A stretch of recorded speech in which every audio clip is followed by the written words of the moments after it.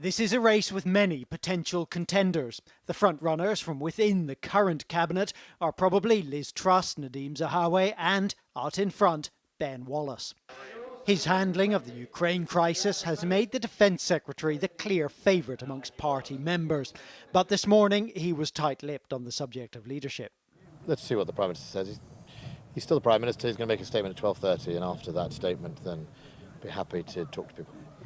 Then there's Rishi Sunak and Sajid Javid, who resigned so dramatically on Tuesday. Rishi Sunak's star has fallen from once giddy heights, but he is still a contender. Are you going to make a bid for the leadership, sir? The question is whether the Prime Minister's supporters forgive him for bringing their man down. I suspect that Nadhim Zahawi, Liz Truss, other people who didn't resign were thinking that they're going to try and woo those voters. It will hurt Rishi that he did quit. Whether or not he can overcome that with other supporters remains to be seen.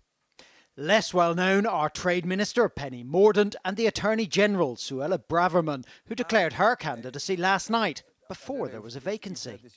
If there is a leadership contest, I will put my name into the ring. There's many priorities, but I think fundamentally we need to deliver some proper tax cuts so that people can be dealing with the cost of living challenges in a more feasible way. We need to shrink the size of the state and cut government spending so we can curb inflation. And Mordaunt, a former Defence Secretary, is surprisingly popular for a junior minister. Penny Mordaunt is leading the polls. I think she'd be terrific. I think that we'll see who else puts their hat in the ring.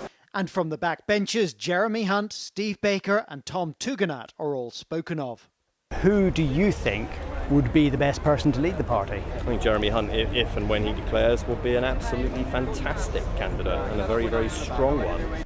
And Steve Baker has organised some effective backbench campaigns. I have led sometimes up to a third of Tory MPs through the worst crises we've faced. I have to take seriously, therefore, suggestions to me that I should stand from my supporters. As the potential runners and riders head home tonight, they do not have long to make up their minds. Have you got a good team around you? Have you chosen a team? Oh, great evening.